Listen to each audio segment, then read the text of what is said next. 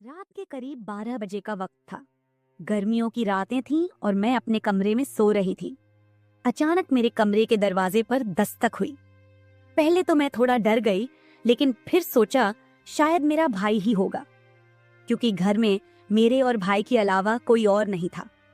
मैंने उठकर दरवाजे की ओर कदम बढ़ाए। दरवाजा खोलते ही मैंने बाहर झांका, लेकिन वहां कोई नहीं था। मैंने सोचा शायद ये मेरा वहम होगा।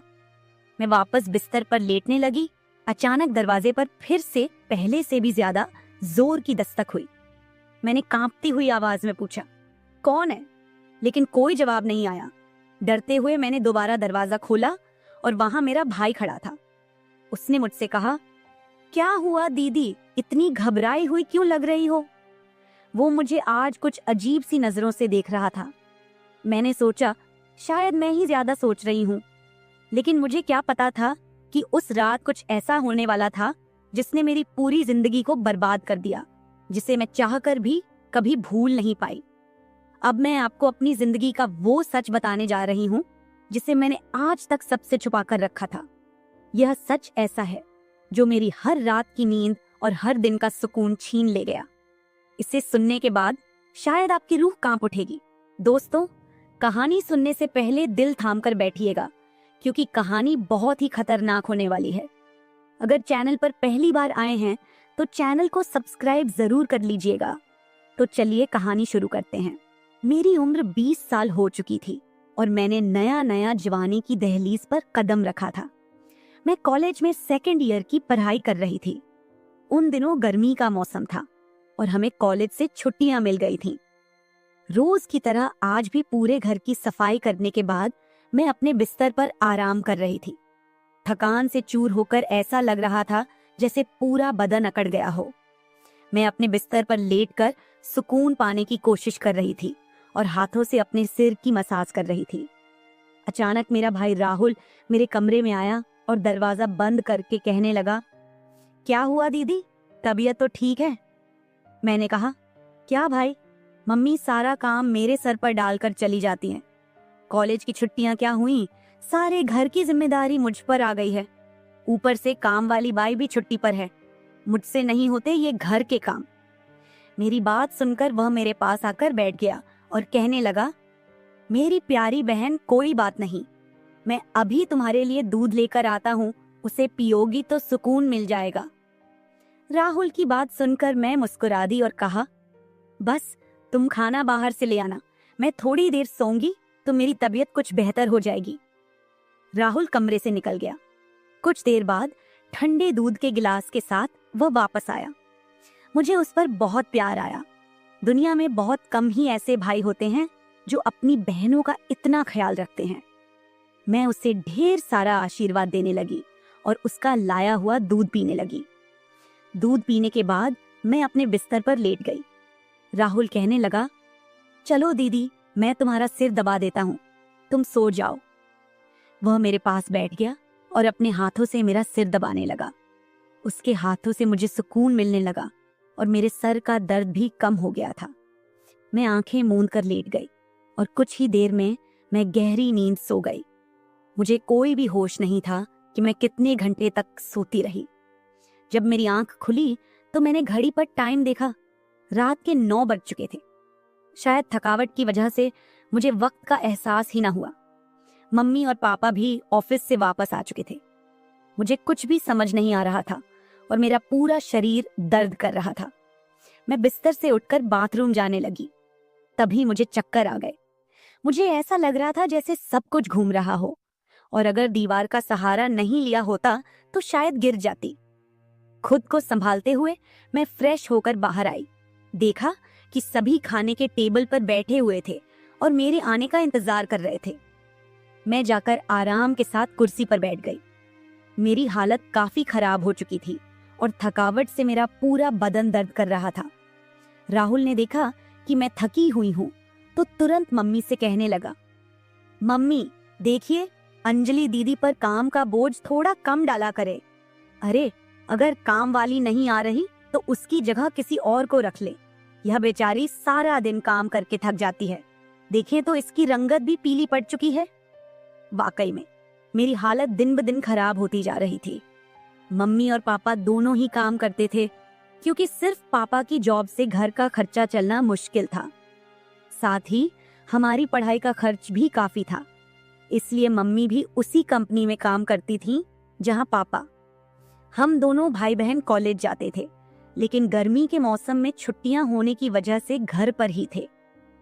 मैंने एक बात नोटिस की थी कि पिछले कुछ हफ्तों से राहुल मेरे कुछ ज्यादा ही करीब होने लगा था। जब से मुझे कॉलेज से छुट्टियां मिली थीं, तब से वह मेरा कुछ ज्यादा ही ख्याल रखने लगा था। अगर मैं घर का कोई काम करती तो वह आकर मदद करने लगता। कभी कभी काम करते वक्त मुझे थकावट महसूस होती तो वह मुझे आराम से बिठाकर मेरा सिर दबा देता। जब मैं उसे मना करती तो वह हंसते हुए कहता, नहीं दीदी, तुम बहुत काम करती हो, अब मेरा हक बनता है कि तुम्हें सुकून दो। मैं उसे रोक नहीं पाती और चुपचाप लेटी रहती। लेकिन एक रात जो हुआ, उससे मेरे होश उड़ गए थे। क्या राहुल कभी ऐसा कर सकता था? मैं अपने कमरे में सो रही थी। आधी रात के करीब मुझे महसूस हुआ कि जैसे कोई मेरे कमरे में आकर खड़ा हो गया हो। धीरे धीरे वह बिस्तर के पास आ रहा हो और मैं सोते हुए भी महसूस कर सकती थी कि कुछ अजीब हो रहा है। मुझे तुरंत झटका सा लगा और मैंने आंखें खोल दी। कमरा पूरी तरह से अंधेरे में डूबा हुआ था और जब मैंने उठकर देखा तो अंदर कोई नहीं था। बस कमरे का दरवाजा थोड़ा सा खुला हुआ था और मुझे याद था कि मैं हमेशा सोने से पहले दरवाजा बंद करके सोती थी। तो फिर वह कैसे खुला था? मैं चुपचाप उठकर दरवाजे को लॉक करने लगी। फिर से बिस्तर पर जाकर सोने की कोशिश की, लेकिन जैसे ही मेरी आंखें बंद हुईं, मुझे फिर से कुछ कदमों की आहट सुनाई दी, जैसे कोई बिस्तर के पास आकर बैठा हो। और फिर मुझे लगा जैसे कोई मेरे पास आकर अपना हाथ बढ़ा रहा हो। मैंने पलटकर देखा, लेकिन कोई नहीं था। मेरी धड़कन तेज हो गई थी और मुझे घबराहट होने लगी थी। मैंने घबराते हुए कमरे की लाइट ऑन की और दरवाजा खोलकर बाहर झांका, लेकिन वहां कोई नहीं था। आज से पहले ऐसा कभी नहीं हुआ था जो अब हो रहा था।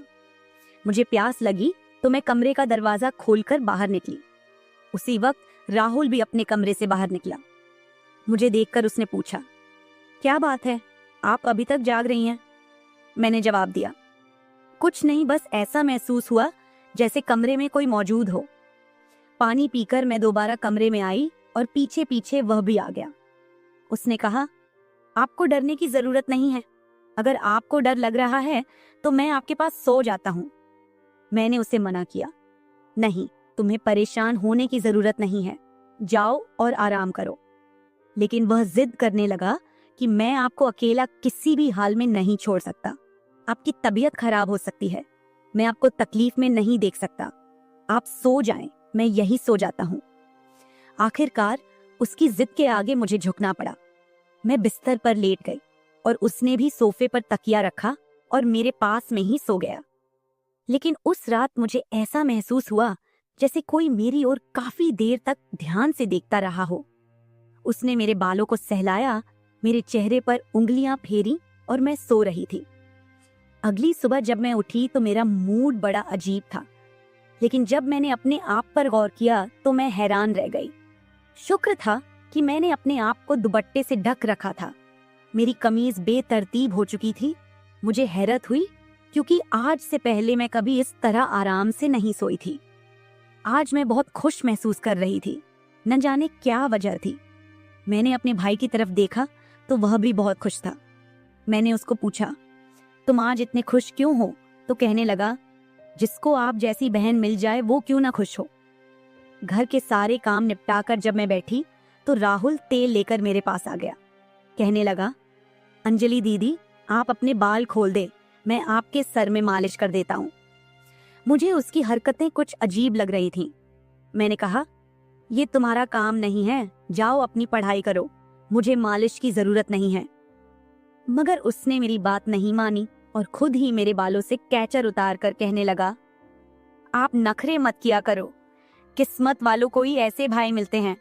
जब आपका भाई आपके खूबसूरत रेशमी बालों में मसाज करना चाहता है तो आपको क्या समस्या हो सकती है? आ जाइए, मैं आपके सर की मसाज कर देता हूँ, आपको बहुत सुकून मिलेगा। वह मुझे उठाकर कमरे में ले गया। मैं बेड पर तकिया रखकर लेट गई। मेरे बाल बेड से नीचे लटक रहे थे। वह मेरे सरहाने बैठकर मेरे बालों की मसाज करने लगा। राहुल मुझसे 3 साल छोटा था, मगर मुझे नाम से बुलाता था। कहता, आप इतनी प्यारी हैं कि आपको देखकर दिल करता है कि आप हमेशा इसी तरह मुस्कुराती रहें और मैं आपका लाभ उठाता रहूं। वह मेरे सिर की मालिश कर रहा था और उसके हाथों में जैसे जादू था। मुझे इतना मजा आया कि मैं नींद की वादियों में खोने लगी। तेल की खुशबू भी बहुत जबरदस्त थी। तेल की हल्की हल्की महक कमरे में फैल चुकी थी। मैंने उत्सुकतावश उससे पूछा, ये तेल कौन सा है? उसने मुस्कुराते हुए जवाब दिया, ये एक खास तेल है जो आपकी सुंदर जुल्फों को और भी चमकदार बनाएगा। आपके बालों की खास देखभाल के लिए ही लाया हूँ। उसकी बातें मुझे बहुत अजीब सी लग रही थी। मैं समझ नहीं पाती थी कि वह किस तरीके से बात कर रहा है। मालिश के दौरान कब मुझे नींद आ गई, पता ही नहीं चला। कुछ समय बाद जब मेरी आंख खुली तो मेरे पूरे बदन में भारीपन महसूस हो रहा था। ऐसा लगा रहा था जैसे किसी ने मुझ पर बहुत ज्यादा वजन रख दिया हो। मेरी टांगों और हाथों में अजीब सा दर्द था, मानो घंटों तक मैं किसी भारी बोझ के नीचे रही हूं। पूरे बदन में दर्द सरायत कर रहा था। मैं धीरे धीरे उठकर बैठी और चारों तरफ नजर दौड़ाई। मेरे कपड़े हल्के हल्के गीले हो गए थे और पंखा भी बंद था। कमरे में गर्मी का एहसास हो रहा था। मैंने चक्कर खाती हालत में बेड से नीचे कदम रखा, मगर पैरों में जैसे जान नहीं थी। मैंने अपने भाई को देखा जो शांत और सामान्य नजर आ रहा था। लेकिन यह सब क्या हो रहा था? मुझे समझ नहीं आ रहा था कि आखिरकार ऐसा क्यों हो रहा है। बड़ी मुश्किल से खुद को घसीटते हुए मैं बाथरूम पहुंची और फ्रेश होकर आई। आईने में अपनी हालत देखी तो ऐसा लगा जैसे मैं पूरी रात सोने की बजाय किसी मेहनत वाले काम में जुटी रही हूं। जब मैं कमरे से बाहर निकली तो मुझे हल्की हल्की फुसफुसाने की आवाजें सुनाई दी। ऐसा लगा जैसे कोई किसी से बातचीत कर रहा हो। घर में मेरे और राहुल के अलावा कोई नहीं था। फिर वह किससे बात कर रहा था? प्यास लगने के कारण मैं पहले किचन में पानी पीने गई, लेकिन तब तक आवाजें आनी बंद हो चुकी थीं। जैसे ही मैं किचन के दरवाजे के पास पहुंची, राहुल बैठक से बाहर निकलता दिखा। उसके हाथों में कई नोटों के बंडल थे और उसके चेहरे पर एक अजीब सी मुस्कान थी। मेरे माथे पर बल पड़ गए। उसने जैसे ही मुझे देखा चौंक गया। कहने लगा, दीदी आप उठ गईं। मैंने बिना जवाब दिए धीरे धीरे उसके करीब जाकर पूछा, ये पैसे कहां से आए? वह हड़बड़ा गया और तुरंत उन्हें अपनी जेब में डालने की कोशिश करने लगा। मैंने उसका हाथ पकड़कर उन पैसों को बाहर निकाला और सख्ती से पूछा, सच सच बताओ, इतने पैसे तुम्हारे पास कैसे आए? वह घबरा गया और कहने लगा, प्लीज पापा को मत बताना। ये पैसे पापा के एक दोस्त ने पुराने कर्ज के रूप में लौटाए हैं। मैंने सोचा था कि इनसे मोबाइल खरीद लूंगा। उसकी बात सुनकर मेरा गुस्सा 7वें आसमान पर पहुंच गया। मैंने उसे डांटते हुए कहा, क्या तुम्हें घर की हालत का जरा भी अंदाजा नहीं है? मम्मी पापा दोनों इतनी मेहनत कर रहे हैं और तुम इन पैसों से मोबाइल खरीदने की सोच रहे हो। उसने शर्मिंदा होकर पैसे मुझे थमा दिए। मैंने वो पैसे रात को पापा को दे दिए। उस रात राहुल ने मुझसे एक भी बात नहीं की और जल्दी सोने चला गया। मैं अगले दिन किचन में काम कर रही थी जब राहुल अपने दोस्तों के साथ घर में दाखिल हुआ। मैं जितनी हैरान होती उतना ही कम था, क्योंकि वह अपने दोस्तों को सीधा लाउंज में ही ले आया था। उस वक्त मैं दुपट्टा उतारकर बर्तन साफ कर रही थी।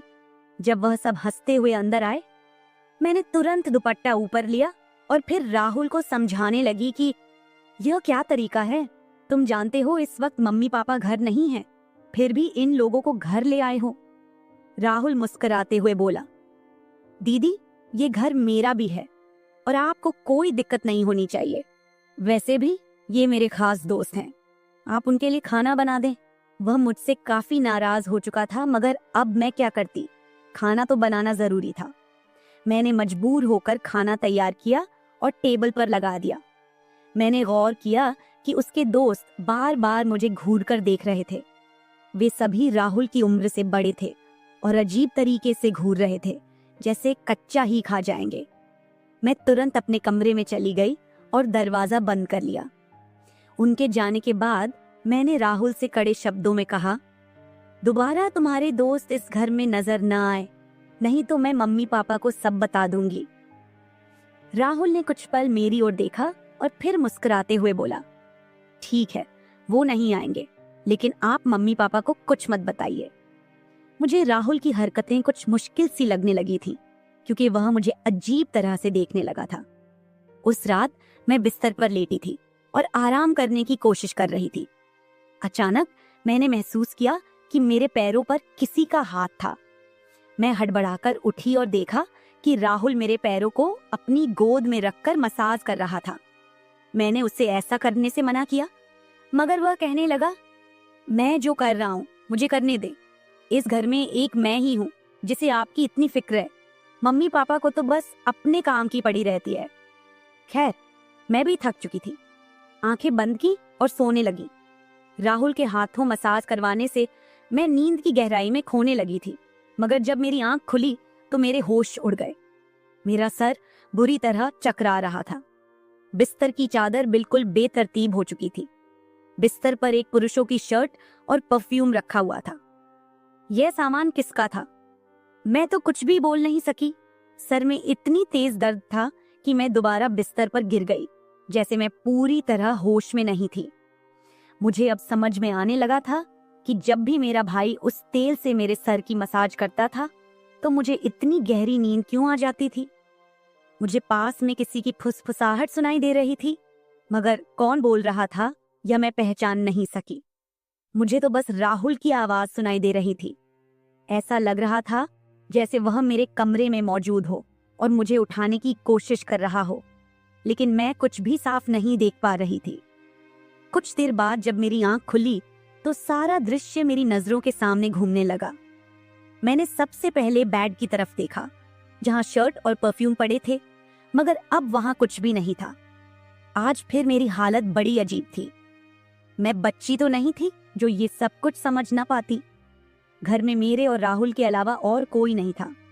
फिर मेरे सोने के बाद ऐसा क्या होता था कि मेरा पूरा शरीर पानी से नहला दिया गया हो? सिर्फ इतना ही नहीं, मेरा शरीर दर्द से चूर था और रंगत भी बिल्कुल पीली हो चुकी थी। दिन ब दिन मैं कमजोर होती जा रही थी। उस दिन भी राहुल मेरे करीब आने की कोशिश कर रहा था, मगर मैं बहाना बनाकर अपने कमरे में आ गई थी। दिमाग में अजीब से विचार आने लगे थे। तबीयत भी काफी खराब थी। माँ ने मेरी हालत देखकर पूछा, क्या बात है, तुम ठीक नहीं लग रही हो? मैंने कुछ नहीं कहा। माँ ने कहा कि अगले दिन वे मुझे डॉक्टर के पास ले जाएंगी। उस रात मैं बार बार उठ रही थी और ठीक से सो नहीं पाई। अगले दिन मेरे मम्मी पापा रोज की तरह अपने काम पर चले गए थे। उन्हें शायद मेरी परवाह नहीं थी।